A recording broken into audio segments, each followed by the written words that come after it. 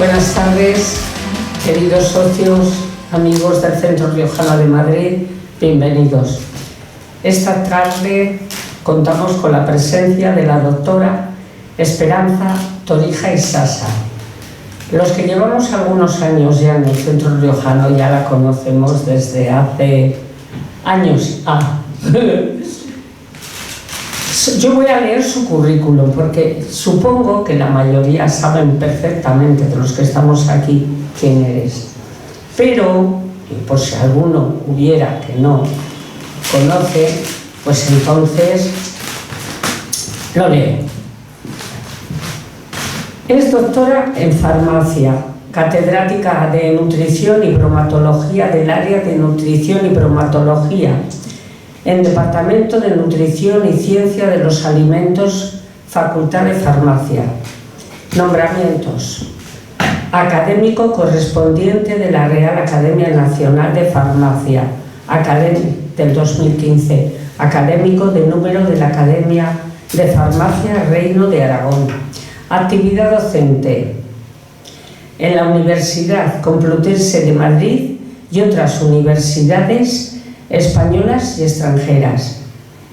Principales áreas de investigación: estudio de la composición y valor nutritivo de alimentos, preferentemente de origen vegetal, y sus modificaciones por la maduración y los procesos, aspectos históricos y sociales de la alimentación, los alimentos y su importancia para la salud. Numerosas publicaciones y participación en numerosos congresos, tanto nacionales como internacionales. Organizadora de jornadas y actividades de difusión del conocimiento de los alimentos y su importancia en el ámbito académico y otros ámbitos.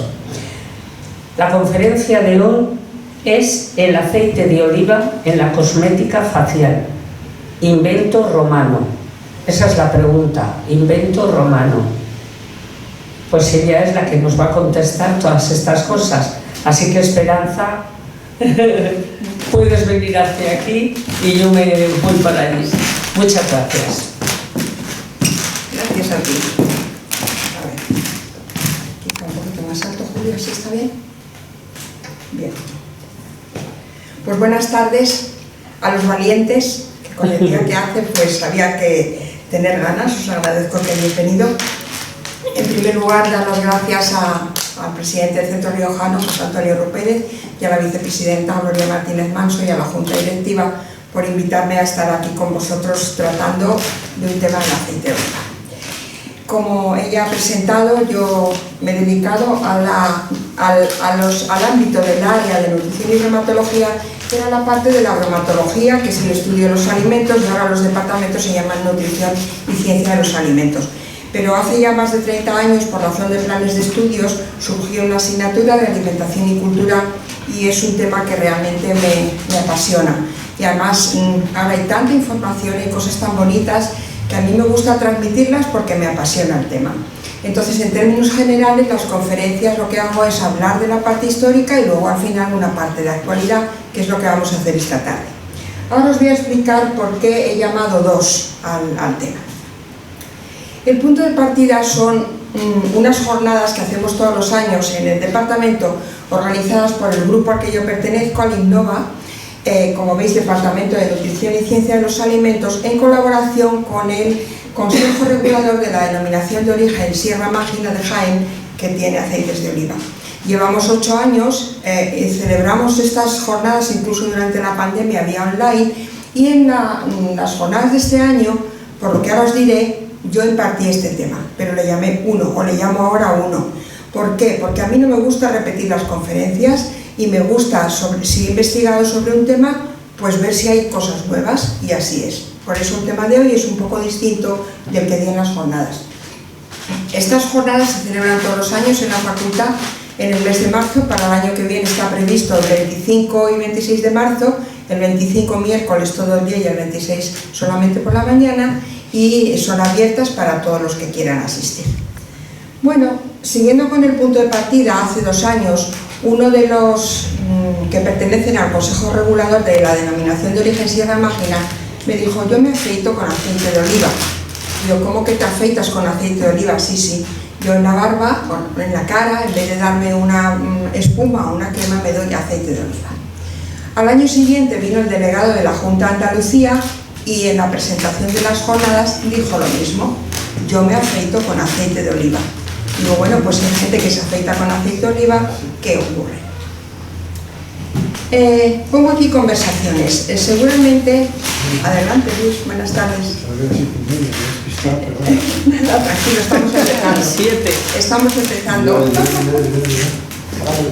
Bueno, pues entonces, si pensáis, a lo mejor conocéis a alguien que ha utilizado el aceite de oliva no solo como alimento, sino de otra manera. Gente para las quemaduras del sol o para protegerse del sol. Yo tengo una compañera de la facultad, del departamento, que procede de Extremadura, su familia, y un día llegó a la facultad: tengo la cara fatal, la tenía fatal, he pasado una noche malísima, pero me levanté, me di aceite de oliva y se me ha calmado. Otra cosa es que en la facultad todos los años hacemos una comida y una reunión los profesores jubilados y decimos qué actividades vamos a tener, y yo anuncié las jornadas que os estoy contando. Entonces otra profesora de la facultad dijo: mi familia tiene almazara y los hombres de la familia se afeitan con aceite de oliva. También de Extremadura. Bueno, entonces, pues entre lo que había oído, bueno, ya lo tenía preparada cuando esto me lo comentó la profesora, pero como yo ya había seguido la pista al afeitado de aceite de oliva, dije, bueno, pues voy a hablar de cosas alrededor del afeitado y algo más. Si es cosmética facial, pues vamos a hablar también de la cosmética en el ámbito femenino. Bueno, la primera vez que se define cosmética en un diccionario de la lengua española es el de Domínguez, que es del siglo XIX, y dice: cosmética es la parte de higiene que enseña el uso de los cosméticos para ocultar o corregir los defectos de la piel. En el diccionario de la lengua española, en la última versión, cosmética dice: dicho de un producto que se utiliza para la higiene o belleza del cuerpo, especialmente del rostro. Sinónimo: afeite. Y en el sentido de afeitar, en el diccionario Covarrubias del siglo XVII, Tesoro de la lengua castellana o española, dice: afeitar se toma muchas veces por quitarse los hombres el cabello, y propiamente se afeitan aquellos que con gran curiosidad e importunidad van señalando al barbero este y otro pelo, que a su parecer no está igual con los demás, en especial si pretende remozarse y desechar canas. Y en la lengua española, en el diccionario, dice que afeitar es cortar a alguien a ras de la piel la barba, el bigote o el pelo de cualquier parte del cuerpo, o cortar a ras de la piel el pelo de una parte del cuerpo. Le afeitaron el pelo de las piernas. Muy bien. Entonces vamos a ver qué ocurre en el mundo antiguo. En el mundo antiguo hay muchas cosas, pero nuestra principal destino es Roma, y entonces breves referencias a cosas que se hicieron antes, pero que son cosas que aprendieron los romanos. El aceite de oliva se ha utilizado como alimento y medicamento, como cosmética, y esta imagen de abajo no es tanto por la foto, sino porque me gustó lo que decía, que el aceite de oliva es el oro mediterráneo hecho cosmética. Cuando hablamos del aceite de oliva en la antigüedad, estamos hablando de aceite de oliva virgen o virgen extra, del de ahora, O sea que es el zumo de aceitunas que comentamos en una mesa redonda que tuvimos en el mes de junio sobre el aceite de oliva, incluida la cata. Bueno, pues en cosmética para el cuerpo, para la cara, para el cabello, directamente como tal, aceite de oliva, lo que estabais comentando antes, o en forma de cremas o ungüentos, y también para iluminación en lámparas y para rituales. Hace 10 días estuve en Calahorra y a mí La Rioja siempre me sorprende gratamente. Estuvimos en el Museo de la Romanización y yo dije, pues si voy a hablar de Roma tengo que poner fotos del Museo de la Romanización. El señor que estaba allí, digo, ¿se puede hacer fotos? Bueno, no se puede, pero si quiere hacer algunas sin flash, y le pediría por favor que nos cite. Digo, por supuesto, yo siempre lo cito. Bueno, pues entonces la de la izquierda, las lucernas, no está muy bien, y esa otra me gustó porque es de varias cositas que pone lo que costaba. En Egipto, ¿para qué se utilizaba el aceite de oliva? Se utilizaba para la limpieza del cuerpo antes de que se conocieran los jabones, pero también lo utilizaban para protegerse la piel, sobre todo del sol que hace en Egipto, ¿no? Y luego ya se empieza a utilizar como base de perfumes, no únicamente el aceite de oliva, también otros aceites, pero el aceite de oliva es uno de ellos. En relación con la barba, ¿qué es lo que ocurría? Pues, o con los pelos, se depilaban todo el cuerpo, y se dice que para evitar los parásitos. Pero hay un personaje del siglo XIV a.C. que se llamaba Merimaat, que era el encargado de afeitar la barba y el cuerpo a los sacerdotes del templo de Amón, porque también se utilizaba en ceremonias de purificación. Se dice que les afeitaban cada 2 días. Entonces este es el que se considera el primer barbero.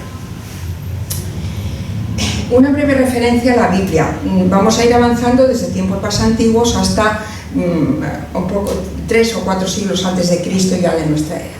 Bueno, en el Génesis dice: entonces Faraón envió y llamó a José, y le hicieron salir deprisa de la cárcel, y se afeitó y se mudó sus vestidos y fue a Faraón. Y en Jeremías: porque toda cabeza será rapada y toda barba raída. A tenor de esto, que la primera frase, Faraón envió y llamó a José, pues envió a alguien, se supone, ¿no? A veces las traducciones, estas son traducciones desde una de las Biblias, a veces las traducciones pues confunden un poco, y no todas las traducciones son iguales. En el tema de los alimentos a veces nos crea mucha confusión, porque la gente que traduce libros clásicos no conoce lo que son los alimentos y le llama a lo mejor arveja, que también los guisantes se llaman arvejas, a otra semilla, a otra leguminosa que no es esa. Las traducciones a veces hay que detenerse para ver lo que dicen. En Grecia, se ha ido ahí la palabrita. Bueno, usaban el aceite para ungirse. Se dice que cuando iban a los baños, cada persona llevaba su frasquito con aceite de oliva. ¿Para qué lo utilizaban? Pues lógicamente para que la piel estuviera mejor y para protegerla, igual que se hacía en Egipto. Pero era muy utilizada, como veremos igual en Roma, por gimnastas, atletas y luchadores. Les daban unos masajes, dicen que de fricción profunda con el aceite de oliva, y mantenían la piel y se protegía, y la protegían. Esta imagen de la derecha es un griego con un instrumento en la mano que se llama estrígilo, del que vamos a hablar después. Eso es del aceite de oliva. De la barba, ¿qué ocurría? Pues que hubo unos primeros tiempos, igual que en Roma, que era símbolo de virilidad, de masculinidad, tener mucho pelo y tener mucha barba. Pero llega Alejandro Magno y entonces ya dice que hay que afeitarse. Una batallita que cuentan, que era para que los enemigos no les tiraran de la barba, pero bueno, no se sabe el por qué. El caso es que ya él se afeita, impone el afeitado. Y el afeitado que conocían en Grecia continental se conoció también en la zona del sur de la península itálica y en Sicilia, lo que conocemos como Magna Grecia, y desde allí, desde esta zona, llega a Roma, como veremos más adelante. Bueno, pues esta foto, esta imagen de Roma me gustó mucho. Son niños romanos que juegan con el agua en el atrio de una casa. Bien. Lo mismo, ¿para qué se utilizaba el aceite de oliva? Para la limpieza del cuerpo, para proteger la piel y combatir arrugas y combatir manchas de la cara, para el cuidado del cabello y para preparar cremas y perfumes. Lo cierto es que en la Roma imperial fundamentalmente, pero también antes, en la República, había una gran difusión de lo que era la cosmética, el maquillaje, con un arte muy parecido a lo que tenemos hoy en día. Y utilizaban gran cantidad de productos de los que vamos a ir hablando, generalmente la base del aceite de oliva. Empezamos por la cosmética femenina, la de las mujeres. Ellas, la gente poderosa, lógicamente, las mujeres ricas de alta clase social, se preparaban muchísimo, se cuidaban toda la mañana antes de salir, se maquillaban, se daban cremas y cuidaban la piel con aceite de oliva, o sea que esto es una constante en el Mediterráneo.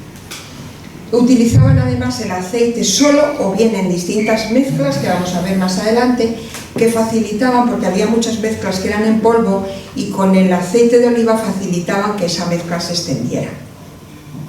La cara debía estar bien cuidada, que no tuviera manchas, que no tuviera pecas, para eso el aceite de oliva directamente, pero luego les gustaba el rostro blanco, y para que el rostro fuera blanco se aplicaban distintos productos. Se habla de que Galeno describe una crema hidratante, pero estamos hablando del siglo II a.C. y había cremas mucho antes, pero que ya Galeno en sus textos describe una crema hidratante a base de aceite de oliva, y lleva aceite de oliva, lleva agua, en otras traducciones dicen agua de rosas, lleva cera de abejas y dice que refrescaba la piel y que le daba más elasticidad. A la derecha tenemos una imagen de una ornatrix o ornatriz, que eran las esclavas que cuidaban a las señoras y les ayudaban a su higiene y a maquillarse. Y a la izquierda es una lápida que pone Tituli Sepulcralis de la Ornatrix Ciparene, y en la tercera línea, segunda línea final y la tercera pone Ornatrici. O sea que estaban muchas de ellas muy valoradas. ¿Qué más cosas hacían? El aceite de oliva, y una base de muchas cremas era mezclar con vinagre y mezclar con miel. Pero a esas bases les añadían los blanqueadores, que generalmente eran sales de plomo, eran carbonato de plomo, que llamaban blanco de plomo, o albayalde, que vamos a ver ahora que aparece en algunos textos clásicos. Y luego ya se pintaban los labios, los ojos, las cejas, se ponían colorete y demás. Bueno, no voy a leer todo, en alguna ocasión sí, pero aquí no, porque lo que quiero es que veamos en el contexto en el que están. Esto está sacado de la Historia Natural de Plinio, del siglo I de nuestra era, y habla del albayalde, y dice que el mejor era el de Rodas, y dice que se hace con raspaduras pequeñas de plomo y que se utiliza vinagre, lo que estamos comentando. Y luego en otro apartado, esto es en un capítulo en el que habla de minerales, dentro de la Historia de Plinio, dice: las propiedades del albayalde son las mismas de otras sustancias que he hablado, y que lo utilizan las mujeres para blanquear la tez, pero bebido es veneno. Desde tiempos muy clásicos, incluso en Egipto, en Grecia y en Roma, ya se sabe que las sales de plomo que se utilizaban, luego hablaremos del alcohol, por ejemplo, eran muy tóxicas. De hecho, en las conducciones del agua de Roma, las tuberías eran de plomo, y se llega a decir incluso, lo que pasa que no sé si es cierto del todo, que los romanos, decayó el Imperio Romano porque tenían saturnismo todos. Por tanto, plomo como había en las fuentes, en las casas, en todas las conducciones. Y además, bueno, los romanos preparaban un vino hirviéndolo con plomo, en recipientes con plomo, porque le daba sabor. Bueno, Ovidio, que estamos hablando del 43 a.C. hasta inicios de nuestra era, en el Arte de Amar, en un capítulo sobre el aseo y maquillaje, dice: también sabéis blanquearos el cutis poniéndoos albayalde, y si no tenéis de por sí tono rosado, lo procura artificialmente. Nos da vergüenza pintaros los ojos con un poco de ceniza, con azafrán, que nace en tus orillas, Cindo cristalino, que es un río de la península de Anatolia. Bueno, había mucha gente que no aceptaba, en Grecia igual, que las mujeres se maquillaran, porque la mujer pura y buena era la que tenía que ser natural. En otro libro de cosmética del rostro femenino dice otro ungüento. Fijaros, hemos hablado de minerales, de sustancias minerales, hemos hablado de cera, hemos hablado de vinagre. Se utilizaban minerales, flores, se utilizaban alimentos, y aquí dice: no dudéis en tostar pálidos altramuces y cueza al mismo tiempo habas de cuerpo hinchado, o sea, habas ya hidratadas porque eran habas secas. Y dice: no te falte tampoco albayalde, ni espuma de nitro vermellón, ni el iris que viene del suelo de Iliria. O sea, flores. No solo la parte de la planta, sino la parte que son flores. En cuanto a las manchas del rostro, ya utiliza otra cosa, y dice: los productos medicinales de un nido quejumbroso de aves, si se aplican al rostro, hacen desaparecer las manchas. Y para que se unte o se dé fácilmente, hay que añadir miel ática de rubios pananos. Bueno, pues esto que os traigo ahora está sacado de un autor que se llama Campo. Ya veis que en las diapositivas en la base voy poniendo citas de quién son. Campo, que recoge trabajos de una profesora de la Universidad de Zaragoza que se llama Pérez Arantegui.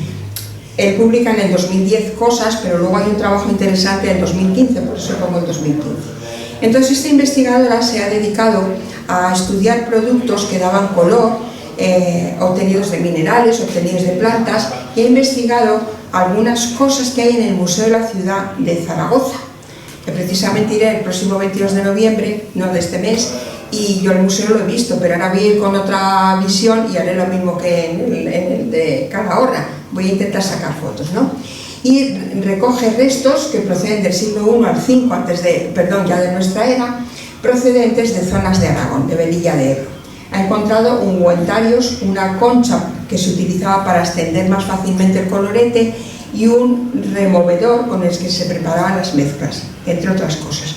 Y ella investiga, ahora hay mucha investigación sobre restos quemados, sobre semillas que hay en yacimientos, y se están averiguando muchas cosas muy importantes. En el tema de las semillas, por ejemplo, para ver que la agricultura se inició antes de lo que pensábamos.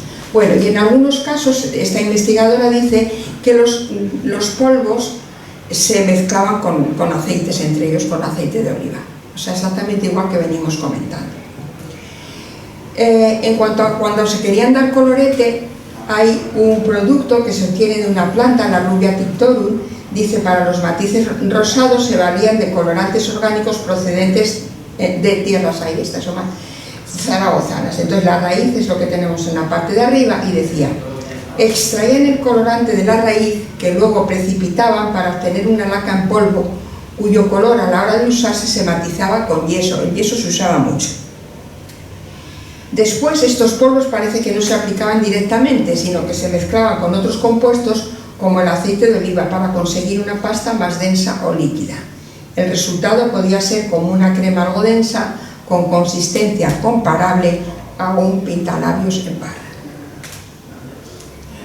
Se cuidaban las cejas y les gustaban oscuras, finas y juntas.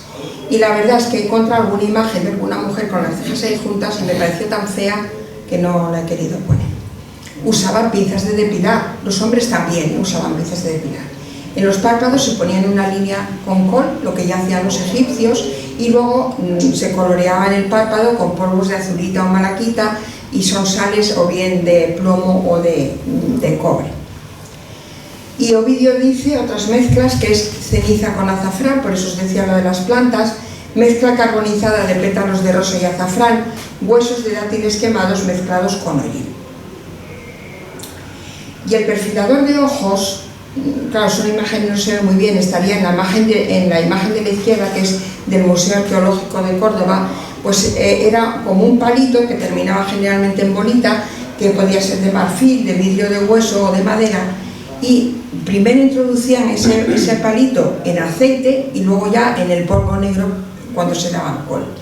Estas dos imágenes, bueno, la del centro son las dos del Museo de la Romanización. La del centro es un resto de un espejo de bronce, y lo otro, que no se ve muy bien, no conseguí mejor, es una pinza de depilar. Y estas otras que he traído aquí, lo he traído porque esta de la derecha se parece un poco a las que había en el Museo de Córdoba, de los perfilados, pero estos son instrumentos para limpiar heridas, son instrumentos de medicina utilizados en medicina. Y pasamos a los hombres. Vamos a hablar igual un poco y vamos a hablar del afeitado también. Lo primero, una historia muy curiosa en la que interviene el aceite de oliva.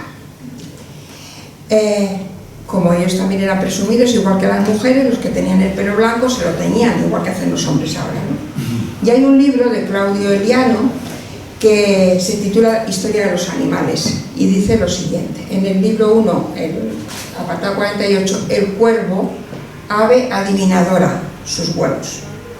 Y dice así: se dice que el cuervo es un ave sagrada y sirvienta de Apolo. He oído decir también que los huevos del cuervo ennegrecen el cabello. Y es preciso que el que se tiña el cabello tenga en la boca aceite de oliva con los labios cerrados. Si no lo hace así, no solo el cabello, sino también los dientes se le ennegrecen y se hace difícil devolverles de nuevo su blancura. Y ya es el aceite de oliva alimento, claro, pero dice que así solo se teñía el cabello. Bueno, ellos eran eso, muy coquetos, se maquillaban, se depilaban y demás, pero un aspecto muy importante es que hacían mucho ejercicio. Esa imagen de abajo me gustó porque es un dibujito en el que hay una terma romana. En la parte superior estaría la palestra, que es donde hacían el ejercicio, a la derecha sería donde se bañaban, y en el centro una sala que se llamaba unctorium o unctarium, donde los esclavos, que eran los unctores, les daban masajes con aceite de oliva. Pero bueno, no era solo que les daban aceite de oliva en las termas, sino que en otro tipo de gimnasios o en las guerras, en las luchas en el circo de los gladiadores, se les cubría el cuerpo con aceite de oliva. Pero los que luchan, bueno, ¿para qué? Para proteger e hidratar la piel y para aumentar la flexibilidad de los músculos. ¿Por qué digo hidratarla, la piel? Está señalado en el otro color y está entre comillas, por lo que hablaremos al final. Dicen que había que hidratar la piel. Bueno, entonces, o bien en el ejercicio, hemos visto las escenas en el circo cuando se caen en la arena, o bien directamente cuando iban a hacer ejercicio, se ponían el aceite de oliva, pero además se ponían arena, o bien algún polvo que dicen que se ponían, por ejemplo, polvo de tiza, para protegerse la piel. Y cuando acababa el ejercicio, cuando acababa la lucha, se lo extraían esa capa con el estrígilo, como el que hemos visto antes del griego. Estrígilo o estrígilis, dicen que estrígilum era lo que extraían. Bueno, se raspaban esa capa de aceite, polvo y sudor. Muy bien. Y esa capa que se extraía se utilizaba en medicina. Que bueno, pues como un poquito que qué asco, ¿no? Extraída con sudor. Y los directores de los gimnasios la vendían, esa capa. Y decían que si un gladiador o un luchador era muy valioso, la gente se afanaba por comprar esa mezcla, porque si él se la daba pensaba que le iba a transmitir las cosas, o sea, las capacidades que tenía el luchador, ¿no? Bueno, y esto que estoy comentando está documentado, por eso os decía que a mí me gusta el poner de dónde vienen las cosas. Dioscórides, que escribió Materia Médica en el siglo I de nuestra era, decía que este lodo, le llaman el lodo, este emplasto, era útil para la ciática y los dolores articulares. Bien, Dioscórides para los farmacéuticos es uno de los personajes más importantes de la antigüedad, junto con Galeno, con Hipócrates, y en el siglo XVI hay un médico español, Andrés Laguna, que era de Valladolid, que tradujo Dioscórides y ponía anotaciones al lado. Esto es un ejemplar del siglo XVIII y hay un estudio muy interesante en la red, en internet, que lleva por título Dioscórides de Salamanca. O sea que si uno se mete en Dioscórides de Salamanca puede encontrar el texto más o menos original y lo que decía Andrés Laguna de plantas, de animales, de aceites. Es un trabajo que fue dirigido por el doctor López Eire en el año 2006 y es muy curioso. A mí, yo lo manejo mucho porque me gusta, ¿no? Entonces, como veis, en la parte de arriba pone aceites y en ese capítulo de aceites habla de la mugre de la palestra. Y esa mugre de la palestra es el aceite, dice, y el que se ha adherido al polvo de las palestras, el aceite al que se ha adherido el polvo de las palestras semejante a la mugre, aplicado como emplasto, es beneficioso para las tumoraciones articulares y aplicándolo caliente para los que padecen de ciática a modo de emoliente o de fomento. O sea que era algo conocido por la gente en general, pero está escrito. Bueno, a lo mejor es verdad que hacía algo, ¿no? Bueno, es el aceite realmente el que tendría más misión. Y esto es un esquema de las termas Caracalla, el 7 es la parte de la palestra. Y con esto pasamos al afeitado en sí mismo. Hemos hablado de cosmética en general y al afeitado.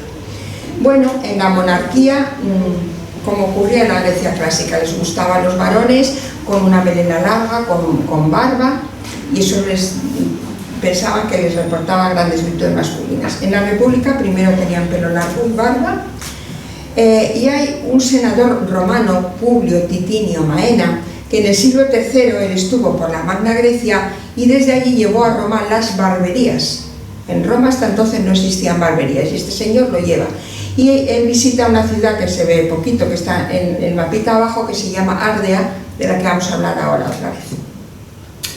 Pero otro personaje muy importante es Escipión el Africano, que es el que puso de moda en realidad el afeitado en Roma. Y a finales del siglo II ya estaba generalizado por toda Roma. Finales del siglo II. Bueno, antes de Cristo, perdón. En el Imperio, pues el cabello corto y la barba afeitada. Sin embargo, ya en esta época del imperio pues hay modas, como pasa con todos los tiempos. Ya hay un emperador, Adriano, que se dejó crecer la barba porque dicen que tenía cicatrices en la cara y no querían que se le notara. Pero el afeitado llegó a ser tan importante en Roma que a los 20 años, que se consideraba el paso a la madurez, había una ceremonia donde se les entregaba la toga viridis, que era como una puesta de largo, y se les recortaba el pelo y se les quitaba la barba. Y eso lo hacía un personaje que es el tonsor, que cortaba esa primera barba. Esa barba se depositaba, depósito barbae o depositio barbae, en una especie de cajitas que se llamaban píxide, que podían ser de vidrio, de cerámica, de oro, y entonces eso era una gran ceremonia, el paso de los jóvenes a la madurez. ¿Y este tonsor quién era? Bueno, pues era el barbero. Eran los que afeitaban, en general estaban en las termas o tenían establecimientos propios llamados tonstrina, que estaban dentro de las tabernas. Pero esos sitios eran como ahora cuando la gente va a los cafés, ¿no? Eran sitios o a comer, eran sitios de tertulia, de debate, incluso se dice que había debates políticos entre los que iban a la barbería. También se cuenta que fuera de la barbería lo que había eran bancos donde la gente se ponía para esperar y poder que le atendiera el barbero, el tonsor, ¿no? Algunos afeitaban en la calle y el hombre más poderoso pues tenía su propio tonsor. Pero claro, ¿qué es lo que ocurría? Pues que ese afeitado fue evolucionando, porque al principio lo hacían de una manera muy rústica y hacían heridas. Luego ya empiezan a utilizar productos y las cosas mejoran.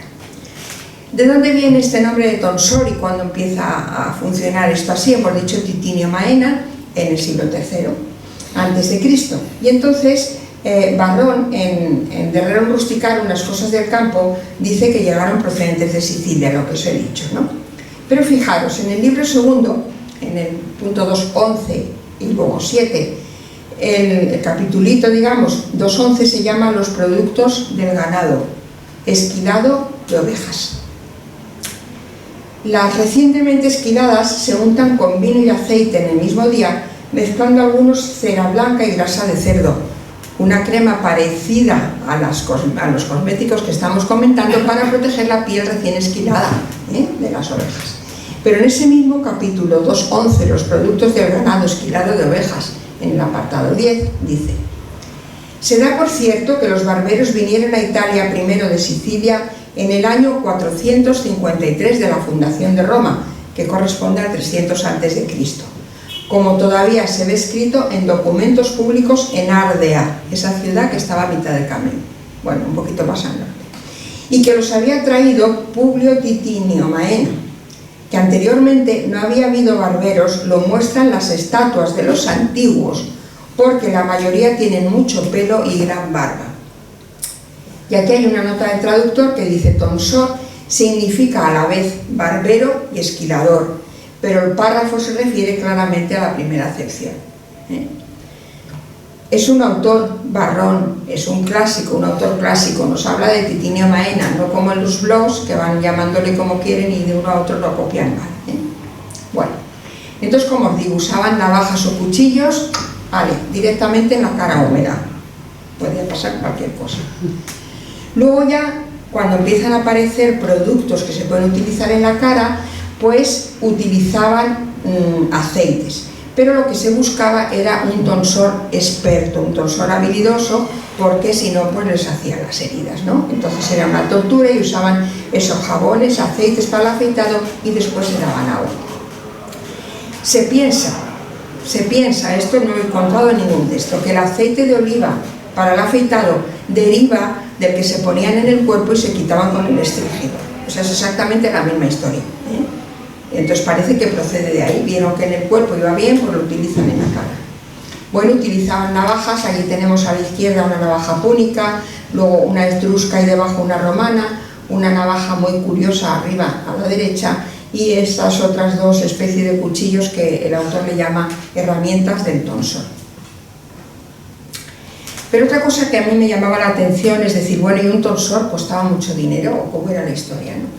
Entonces, en el siglo IV, en 300 y algo, Diocleciano dictó un edicto de precios máximos y tengo un alumno, que hizo la tesis sobre los alimentos vegetales en la Hispania romana, Enrique Grande de Uriarte, y confeccionó esta tabla, ¿no?, donde pone el tipo de producto, a la derecha el precio en denarios, y tenemos un aceite de primera, que sería virgen extra, costaba un litro 80 denarios y el de segunda 48.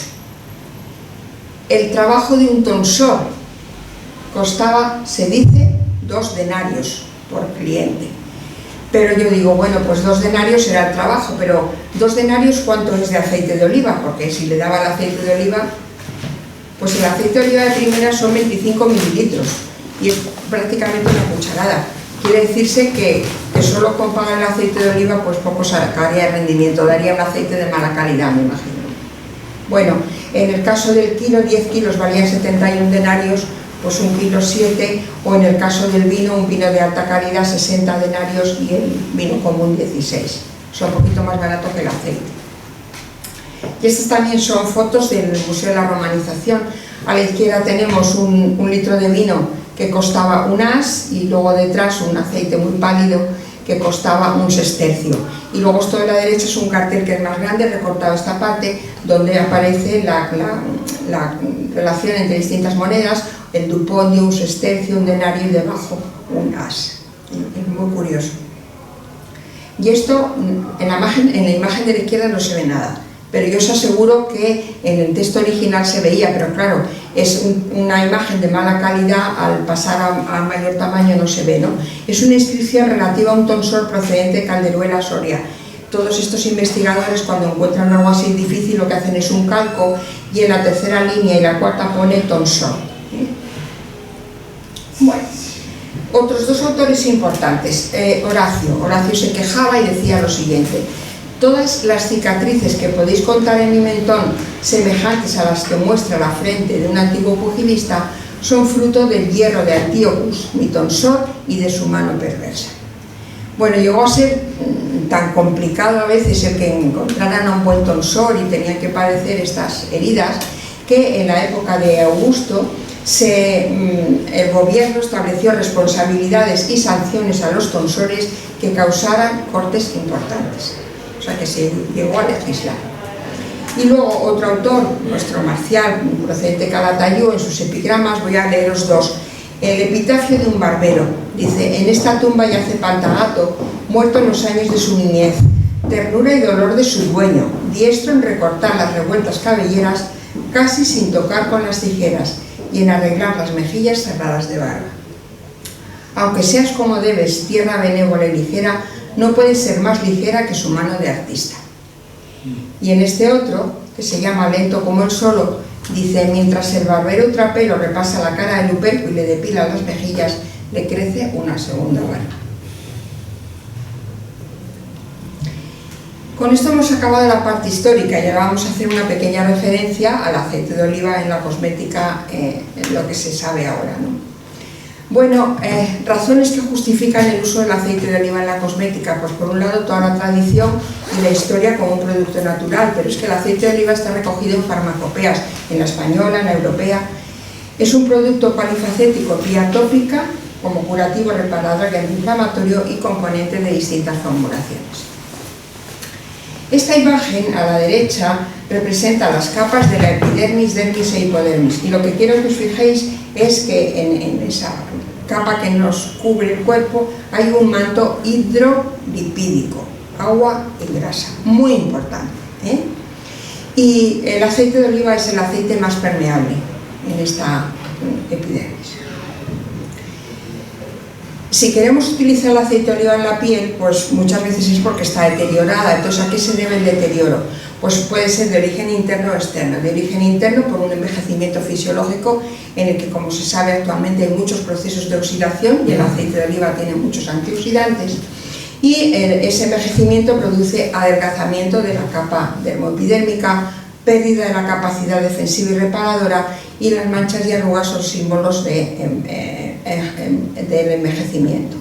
Bueno, entonces una dieta equilibrada que incluya el aceite de oliva virgen extra, el AOVE, es fundamental. También debemos recordar que para que el organismo esté bien hidratado tenemos que beber mucha agua. De origen externo, pues consecuencia de las agresiones a la piel, por eso ya desde Egipto todo el mundo se protegía cubriendo con el aceite de oliva, que cuando las agresiones, cuando la piel protege, o bien de factores climáticos como un sol muy fuerte, por ejemplo, o porque se produzcan heridas. Entonces, el aceite de oliva virgen extra es útil para esos cuidados externos. ¿Qué cualidades tiene el aceite de oliva? Mejora la elasticidad y la tersura de la piel, la protege frente a los factores externos, la nutre y es reafirmante de la piel. La nutre, previene descamación y es reafirmante de la piel. Pero esto lo he puesto por separado porque aquí me voy a detener un poquitín más. Es emoliente y se usa incluso para la realización de masajes terapéuticos. Y es un gran calmante de sensaciones de prurito y escozor. Muchas veces habréis oído decir, no, es que me doy, por ejemplo, esta crema con aceite de oliva, me doy con aceite de oliva porque me hidrata. ¿Os recordáis que antes os he puesto algo de hidratación y que estaba entre comillas en el color granate? El aceite de oliva no hidrata. Lo primero, el aceite de oliva es casi un 100% grasa, tiene muy pequeñísima cantidad de agua, pero si nosotros nos queremos hidratar, por más que nos demos agua, ese agua no entra. Hay que hidratarse internamente. Lo que pasa es que el aceite de oliva, como emoliente, suaviza y pone la piel con una consistencia más agradable, afina la piel, la suaviza, y ese aceite de oliva protege cuando está encima de la piel esa capa que hemos dicho en la epidermis que era hidrolipídica, o sea que si tenemos un poquito de hidratación debajo de la piel, el aceite de oliva no permite que ese agua se evapore, pero el aceite de oliva no hidrata. Y la gente dice, bueno, hay cremas que tienen otros productos, pero el aceite de oliva y esas cremas no nos hidratan. La hidratación es por dentro, es emoliente, fundamentalmente emoliente. Pero también el aceite de oliva es muy útil en una piel lesionada, en esas agresiones externas que hemos dicho, ¿no? Hay un trabajo de Carrillo del 2009, que voy a comentar algo más ahora, que dice que se pueden limpiar las heridas sin dañar las lesiones y protege al mismo tiempo sin producir maceración de la herida. No ablanda la herida, claro, no es agua, es otra cosa. Entonces, en el trabajo de Carrillo recoge investigación de distintos autores, pero recoge un trabajo que hicieron el propio Carrillo y Cañabate Tirado en enfermería en el Hospital Princesa de Jaén desde 1973. En el trabajo dice que hubo épocas que no tenían medicamentos para el tema de quemaduras, fundamentalmente, o para según qué heridas, y recurrían, es una tierra de aceite, recurrían al aceite de oliva, ¿no? Y dice, recoge que estuvieron 28 años y medio con casi 61.000 actos de enfermería empleando aceite de oliva virgen extra sin que el uso del mismo derivase ningún aspecto negativo, lo cual es muy reconfortante, ¿no? Y es un aval científico sobre este uso. Os traigo esta gráfica en la que se recogen las consultas de estos años en dermatología y fijaros que la barra amarilla es donde hubo más casos, que son 380 de quemaduras de grado superficial profundo, y a la izquierda es quemaduras solares, pero también hay a la derecha, que casi no hay, quemaduras químicas o eléctricas, y en todos los casos aceite de oliva virgen extra y funciona muy bien. ¿Pero qué componentes tiene el aceite de oliva? Que me voy a meter en profundidades, pero como alimento de los nutrientes, pues triglicéridos constituidos por ácidos grasos, el famoso ácido oleico, omega 3, omega 6, vitamina E, y compuestos bioactivos. Todos estos que están aquí son antioxidantes. Hemos dicho que el organismo sufre oxidaciones externas o internas, polifenoles, el escualeno, hidroxitirosol, oleoproteína, oleocantal, un largo etcétera. Compuestos fenólicos son muy importantes y el escualeno y hidrocarburo. Entonces el aceite de oliva en el rostro es útil, lo estamos comentando, pues ahora está de moda. Ahora uno mira por internet y salen montones de empresas, de blogs hablando. Aquí tendríamos el caso de la cosmética femenina, como hemos dicho antes, y en el caso de la cosmética masculina es útil en el afeitado, después del afeitado y para la barba. En el afeitado, lubricante natural, y garantiza una irritación mínima de la piel. Después del afeitado es cicatrizante para pequeñas heridas y cortes, y no hay que realizar ninguna preparación, se aplica directamente del botecito del aceite de oliva. Para la barba, cuando el caballero tiene barba, pues reduce el picor, es más fácil de peinar, la suaviza y la nutre, ¿eh? El mejor es el aceite de oliva virgen extra. La nutre e hidrata la barba y ayuda a revitar la piel de la cara que está debajo de la barba. Entonces, en función de lo que sabemos, pues se usan las espumas o las cremas para el afeitado, y la propuesta, después de lo que estamos comentando, pues es utilizar aceite de oliva virgen extra. Estos son productos de cosmética masculina. A la izquierda tenemos simplemente una capsulita, una tacita con el aceite de oliva directamente. En el centro de arriba se llama Mi Rebotica, curioso, ¿no?, en nuestro mundo farmacéutico. Pone aceite para la barba, el Sir Fausto igual y el del Padre Lucien igual. Y este tubito que hay aquí a la derecha es una crema para afeitar con aceite de oliva. No he puesto la empresa, que lo compré yo cuando hablé del tema en la facultad, en las jornadas del aceite de oliva, y se puede probar. O sea que hay crema para afeitado en Madrid con aceite de oliva como base. Ya vamos terminando. A la izquierda una imagen de un barbero, una foto antigua que me gustó, me parecía interesante, de algún pueblo supongo, y a la derecha pues el barbero de Sevilla. O sea que los barberos también han tenido su repercusión en el arte. Como conclusiones, el aceite de oliva, la grasa del Mediterráneo ha sido útil para las más variadas aplicaciones a lo largo de los siglos. Su utilidad en la cosmética ha sido una constante en las diferentes culturas del Mediterráneo, y actualmente se estudia su importancia, tanto de la del aceite de oliva, tanto desde el punto de vista nutritivo como para su uso externo, en especial la del aceite de oliva virgen extra. En relación a su uso en la cosmética facial y concretamente para el afeitado, sabemos que si bien se pudo utilizar antes de los romanos, a ellos se debe la difusión de las barberías en las que ya se utilizaba el aceite de oliva. Cada vez más proliferan los productos a base de aceite de oliva para uso en la cosmética en general y especialmente en la facial. Y debido a la composición y características del aceite de oliva virgen extra, son indiscutibles las ventajas de su uso a todos los niveles. Y finalizo con una imagen que no es de Roma, es de un barbero en el Zoco. Y diréis, ¿y por qué no Roma y el Zoco? Pues porque el aceite de oliva en nuestra península tuvo y sigue teniendo una gran importancia, y sobre la base de lo que hicieron los romanos en nuestra península, aunque se conocía desde época de los fenicios, Al-Ándalus avanzó mucho en los métodos de obtención del aceite de oliva, y se supone que si ya conocían a la gente que habitaba cerca de ellos, que usaba el aceite de oliva en la cosmética facial y para el afeitado, ellos también lo utilizarían. Y esto es todo, muchas gracias.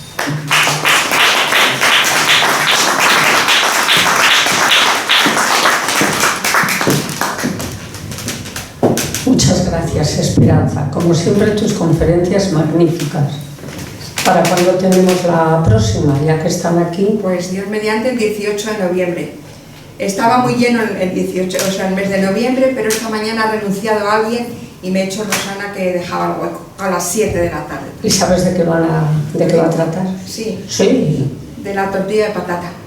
Ah, con aceite de oliva, claro. Claro, tortilla de patata, tortilla española y otras curiosidades u otras historias.